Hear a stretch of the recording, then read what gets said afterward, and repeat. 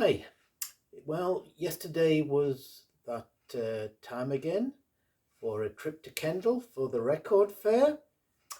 Um, this one was a better one than the previous one. There was one of the main vendors who had been missing last time was back, and the cheap £2 bins were overflowing with some decent stuff.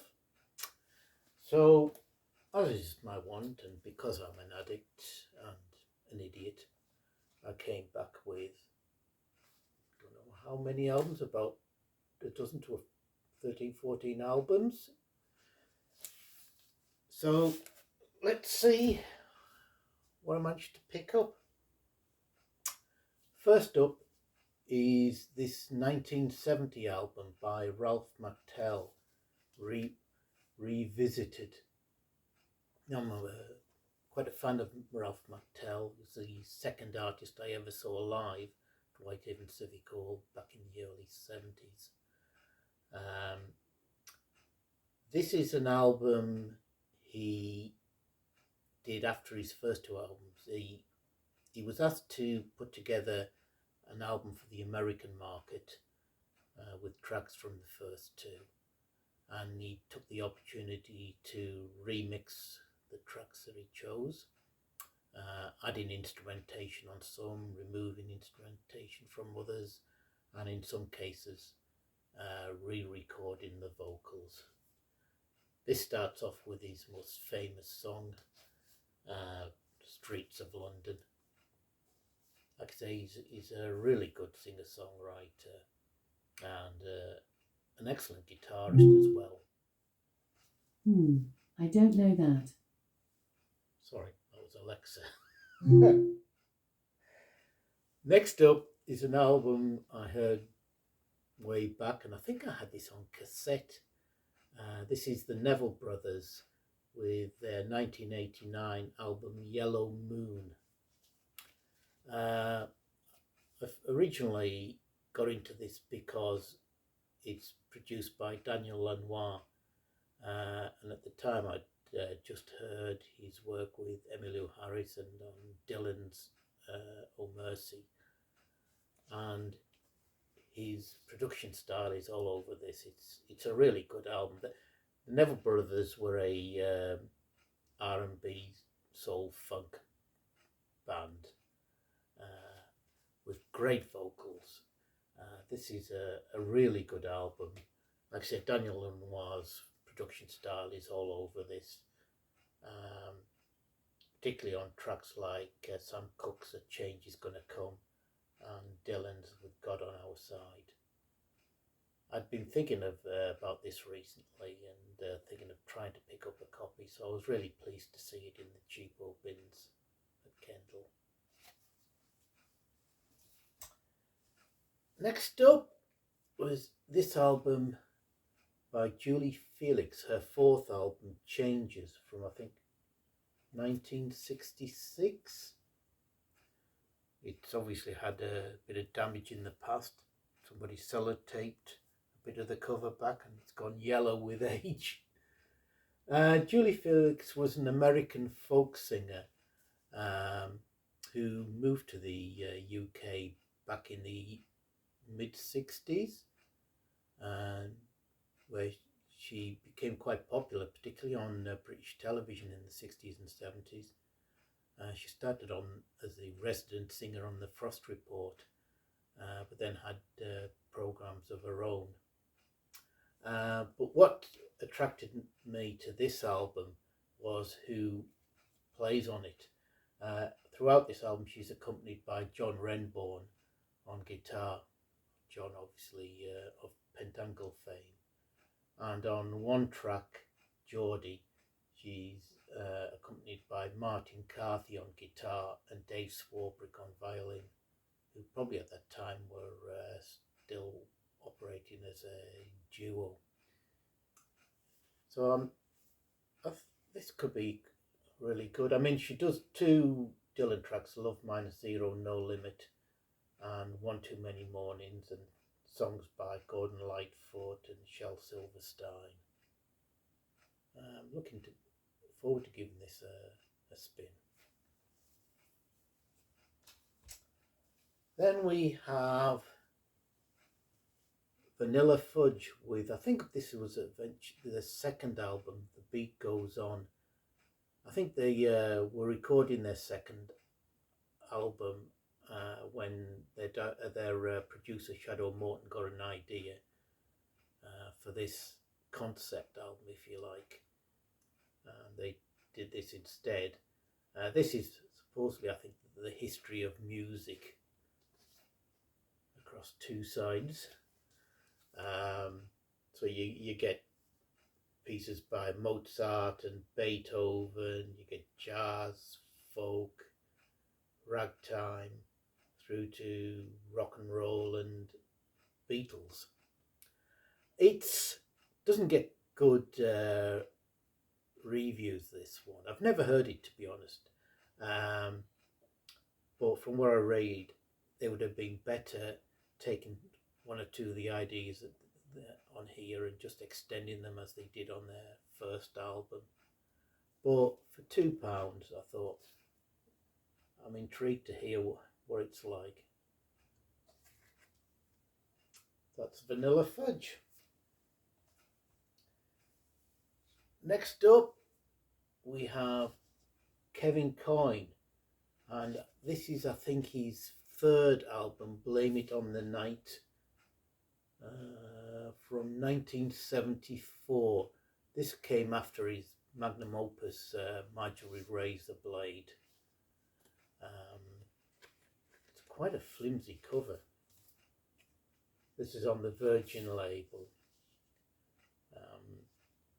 He's an excellent singer-songwriter. Probably not to everybody's taste. Vocal style is a bit different. But I like his stuff. Don't have much on vinyl apart from Marjorie Razor Blade. So this should be interesting. Next up, we go to India and Mr. Shankar. I love Ravi Shankar's music. And this is an album homage to Mahatma Gandhi and Baba Alauddin. Baba Alauddin was Shankar's guru, it seemed. This is on the Deutsche Grammophon label. Two long ragas covering, a side each. Like I say, I love Shankar's sitar music. So looking forward to this. Next up, one I've been looking for quite a while, and that's the great sensational Alex Harvey band with their album Next, which I can't remember what year. It's on the Vertigo label, on the Spaceship Vertigo label from 73. This is the album that features one of their most popular numbers, Faith Healer, and also the superb version of the Jack Brel number, the title track Next. If you've ever seen the performance, I think it was on the All Grey Whistle test. If you haven't seen that, check it out, because it's such a powerful performance. Brilliant. They were an excellent band. And another one I've been looking for a while, and this is Armondu, or as they were generally known, Armondu UK. This was two members of Armondu 2, John Weinzel, I can never say it properly, the guitarist, and Dave Anderson, bass. I think he was only on the first album, I think Felix Die, who then joined Hawkwind. They did a series of 4 albums recorded in the UK at Dave Anderson's studio. I've got the first 2. This is the third from 1989. basic part of the band. You have on drums you have Guy Evans of Van der Graaf Generator. You also have Robert Calvert, as you can see, special guest Robert Calvert, who co-wrote quite a number of these, and he's the vocalist for a number of them. Calvert, obviously, of Hawkwind. You also get Tony T.S. McPhee. You get Julie Waring, who was on another of the albums on vocals on other tracks. And you get Joey Hinton and Edwin of the Ozrics playing. The first two albums were excellent. I really enjoyed them. So I'm glad to find this. Like I said, I've been looking for it for a while. Just got to try and find the fourth album now. And another one that I've wanted for a while, Nazareth. They're a band I've loved for a long time, but you never see any of their stuff in the wild, or at least I don't. Hard to get. This is their fourth album. Their first album, just entitled Nazareth. This is a Dutch pressing on Vertigo. It's on the Vertigo Spaceship label, but it looks slightly different from the normal labels I've seen. As I said, this is their first album and features one of my favourite tracks by them, and one of my favourite songs of all time, Morning Dew. Their version is excellent. I'd love to find more by Nazareth out in the wild. But like I said, never see them, but really pleased to find this. Next up, we have String Driven Things self-titled album.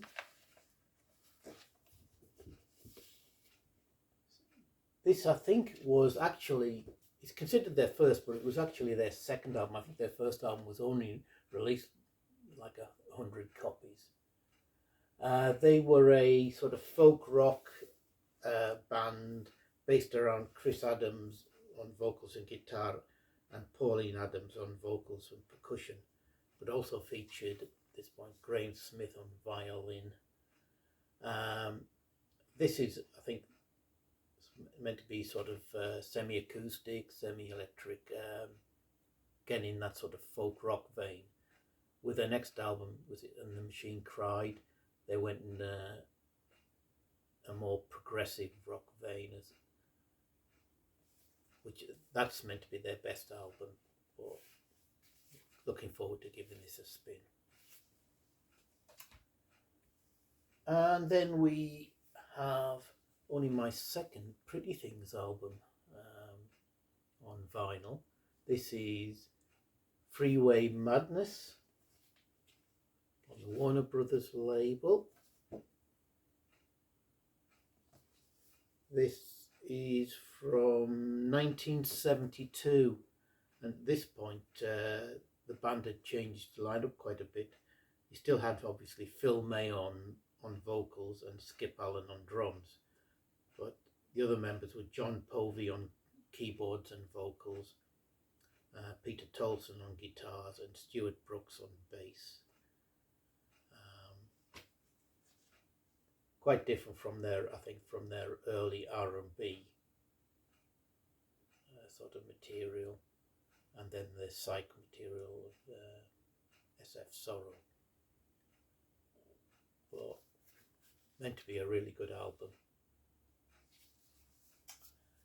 Then the two that probably cost me a bit more, but I did manage to sell some albums, so I offset the cost of these. But these are albums I never see out there. And the first is the Edgar Broughton Band's fourth album, Inside Out. This is meant to be their most conventional in style album, but still meant to be really good. The cover's a bit knackered, I'm afraid. It opens out to weird, this one. It opens out in two ways. There you go, you get that as well.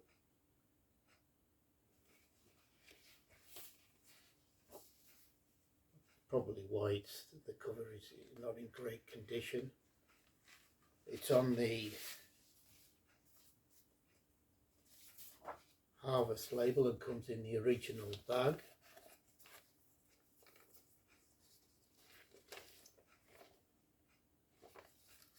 And has the original lyric sheet. Obviously, the Broughtons were this sort of psychedelic blues, freak rock, post-hippie band.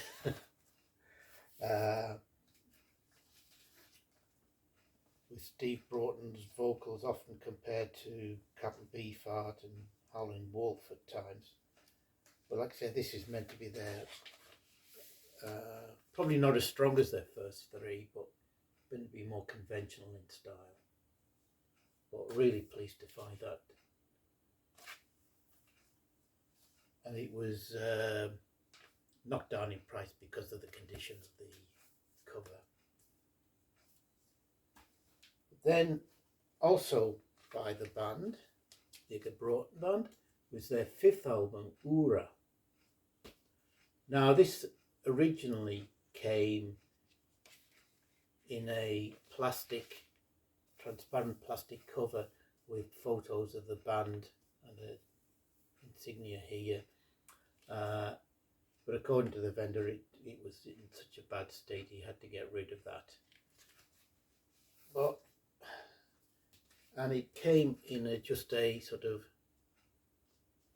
wraparound cover. So there you go. This is meant to be a step up again from the fourth album.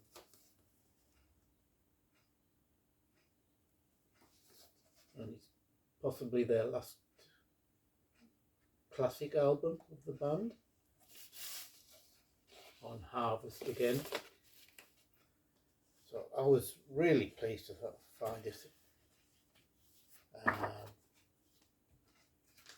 Got a bit knocked off. It probably paid about 25 for this one after my discount. So, but like I say, you never see these. Shame about the original plastic outer, but it's the music that matters. And finally, I picked up this album. This was shown to me by the main guy, the guy who organises the record fair, who I'll buy quite a bit off, and always gives me a really good discount. And he says, "Do you recognise this guy?" And at first I didn't, and then I looked close, and it was him. It's the guy that runs the record fair, a guy called Adrian Melling. And this is his band. This is his new band, the Mel Outside Reformation, him being Mel Outsider. It seems, I mean, he's, from when I've spoken to him in the past, I knew he had some involvement in the record industry. But it seems he had a band previously called Outsiders UK, who were very popular in Europe, I think, particularly. Did 4 albums, or can only find 1 on Discogs. In 1991, it seems of the 365 days that year, they played gigs on 265 days. So a hard gigging outfit. Anyway, this is his new band, and this album has only just come out. And it's in that sort of blues, rock, soul vein. He's got a really decent voice, and the a superb band behind him. He writes all the lyrics himself. And I've really thoroughly enjoyed this.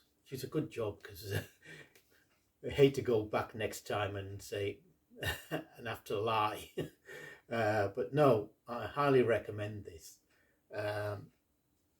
I'll put a link below to the video they did for the first track, Dizzily Blonde. But this is great fun. Lyrics are really good. And the music is superb. The playing is superb. So, nice one. So, that was Kendal for this year. For this month. There'll be another one coming in June. So hope everybody is well. The weather is supposed to be brilliant everywhere, but here in Cumbria it's trying to get to be sunny and warm, but it's not quite making it. Anyway, take care everybody. Hopefully see you soon. All the best. Bye.